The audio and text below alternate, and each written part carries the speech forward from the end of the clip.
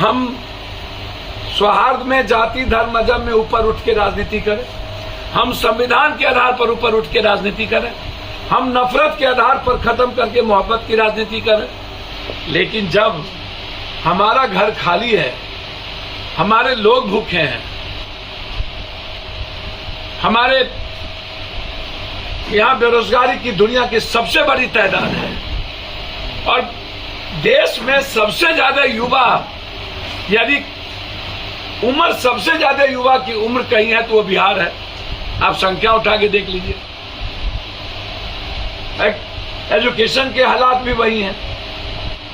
तो ऐसी परिस्थिति में एक तो पहले ही जो सीटीएट बीटीएट में रिटर्न एग्जामिनेशन की बात आई, यह प्रक्रिया ही गलत है। बीच में कोई भी कैबिनेट डिसीजन या कानून बनाना या कहीं ना कहीं एक सवाल खड़ा करता है कि आपको इतने दिनों के बाद क्या जरूरत है। क्या इसमें घालमेल है? क्या इसमें माफियाओं के साथ भागीदारी और साझेदारी है पदाधिकारियों की, जो हमारी सरकार को भेज रखी हुई है? एक तो पहले ही हमने गलत कर दिया है और मैं बार बार इसको कह रहा हूं कि अभी सीटीएट बीटीएट भी एग्जामिनेशन से हुआ है और उसको आप पॉलिसी में हाईकोर्ट को दिए हैं। तो अभी न तो उनके एग्जामिनेशन लेने की कोई नीड्स थी जिसको आप 10-20 सालों से घटा रहे हैं, और न ही नए 4 सालों के बाद आप लगातार जिसको आप सीटीएट बीटीएट में ला करके आज देंगे आज देंगे आज देंगे, अब नई पॉलिसी ले आए। तो ये तंग करने के अलावा दूसरा क्या रास्ता है? और लगभग लोगों की उम्र खत्म हो जाएगी, फिर वो कहां जाएंगे? एक तो ये सबसे इंपॉर्टेंट था, हमने दे दी और नियुक्ति पत्र बांटने की बारी आई। ऐसी कौन सी नौबत आई कि जब नियुक्ति पत्र 10 दिन 20 दिन के बाद बांटनी थी? कौन सा ऐसा सरकमस्टांसेस आया और कौन इसके पीछे है? एक बार तो पहले आप सीटीएट और बीटीएट के तहत ये पदाधिकारी लोग पैसा वसूल चुके हैं, लगभग लोगों से पैसा वसूल करके इनकी जिंदगी हरास कर दिया। दूसरे तरफ आप जो 4 लाख टीचर है उनके सम्मान के साथ भी आपने समझौता नहीं किया और उनको भी आपने रिटर्न एग्जामिनेशन के लिए कह दिया तब आप वेतनमान होइएगा। और 20 साल पढ़ाई छूट जाने के बाद आप किसी का एग्जाम लीजिए और क्वेश्चन अपने तरीके से और सेंटर अपने तरीके से करिएगा और रिटर्न बीपीएससी एग्जामिनेशन के तहत लीजिएगा, तो फिर से हमको सेंटर के लिए भी और माफिया के लिए भी पैसा व्यवस्था करना पड़ेगा। और बिहार में जो प्रतिभावान लड़के हैं वो छूट जाएगा और पैसा वाला उसमें भर्ती हो जाएगा। तो क्या बिहार में जो पढ़ने वाले लड़के हैं, गरीब लड़के हैं, मेधावी लड़के हैं, क्या वो टीचर नहीं बने?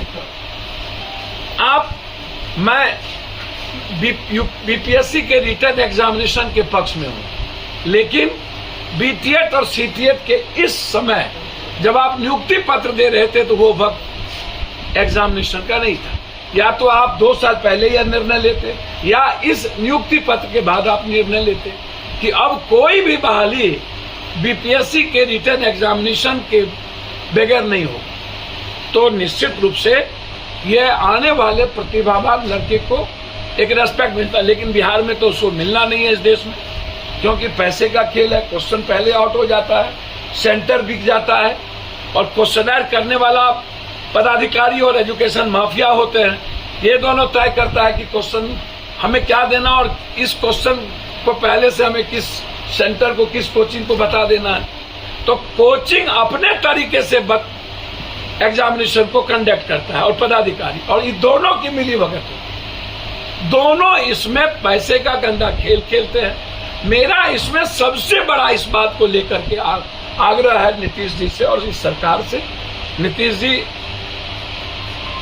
आपकी जो सोच है उस पर मुझे कोई आपत्ति नहीं है, लेकिन हमेशा से बिहारियों को गाली, लात मुक्का, कभी मणिपुर में, कभी नॉर्थ में, कभी साउथ में, कभी कहीं पर, और हम बाहर जाते हैं तो मजदूरी के लायक भी नहीं रहते हैं। हम बाहर जाते हैं तो हमको एग्जामिनेशन में भी पीटा जाता है। हमारे लिए किसी भी स्टेट में 10-15 से 50% से ज्यादा सीट नहीं है हमारे लिए। सरकार हमारी है और सरकार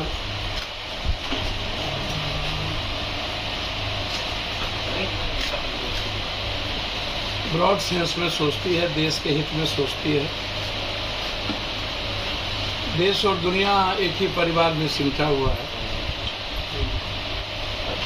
लेकिन यह बात सरकार को सोचनी चाहिए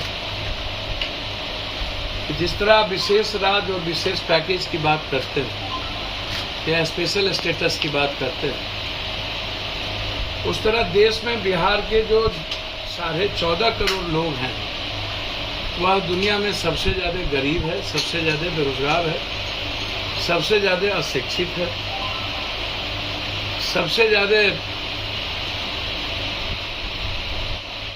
इकोनॉमिकल उनका जो पर कैपिटा इनकम है वो सबसे नीचे स्थान है। क्योंकि भारत सरकार जब से बिहार का बंटवारा हुआ तब से बिहार के साथ सौतेलेपन का व्यवहार लगातार होता रहा। एक तो बंटवारा ही गलत था और हम बंटवारे के पक्ष में नहीं थे, हमारी पूरी ताकत खत्म कर दी। हमारे पास अपना संसाधन जो है तनख्वाह के अलावे और कुछ डेवलपमेंट के अलावे हमारे पास ना तो किसी नए फैक्ट्री को लगाने की ताकत है, ना तो हम बंद पड़े फैक्ट्री का पुनरुद्धार कर सकते हैं, ना ही हम लघु और कुटीर उद्योग लगा सकते हैं। जो हालात है वो बिहार के आर्थिक शैक्षणिक रूप से अच्छे नहीं है। बाढ़ से हम परेशान हैं, बाढ़ हमारी आर्थिक कमर को तोड़ चुकी है। मगध में सुखाड़ की स्थिति से हमारी कमर तोड़ चुकी है। पहले ही बिहार की जनता पर इतने टैक्सेस है जिसका हमारे पर पैसा भी भारत सरकार नहीं देती है। जीएसटी का पैसा लंबे दिनों तक रोक के रखी है। हमारे पास अच्छे एयरपोर्ट होने के बावजूद, भागलपुर में एयरपोर्ट है, औकात है तो अमित शाह जी और बीजेपी के नेता खोल के दिखा दे। रक्सौल में मेरे पास जमीन है, औकात है तो खोल के दिखा दे। बीरपुर में हमारे पास जमीन है, औकात है तो खोल के दिखा दे। हमारे पास सेंट्रल स्कूल के लिए सरकार ने, जहाँ निम्न बहुत छोटे लेवल पर मेरे यहाँ सेंट्रल स्कूल है, हमारे यहाँ कई परियोजना है रेलवे की जो बंद है। तो आर्थिक कारणों से कई सारी चीजें हमारे यहाँ हालात अच्छे नहीं है। और उस वक्त बिहार की प्रतिभा का लोहा दुनिया मानती है। नहीं, आर्यभट्ट नहीं, नालंदा, विक्रमशिला, अभी आईटी और आईएम, भले ही हम गरीब हैं, भले ही सब कुछ है संख्या, लेकिन जब टॉप की बात करेंगे देखेंगे तो अभी भी कम ही संख्या में हम नंबर 1 होते हैं। तो इसीलिए यह कहना कि साइंस और मैथ में के कारण ऐसा निर्णय लिया गया है, तो ये तो भाई मेरे ख्याल से ये स्वीकार नहीं।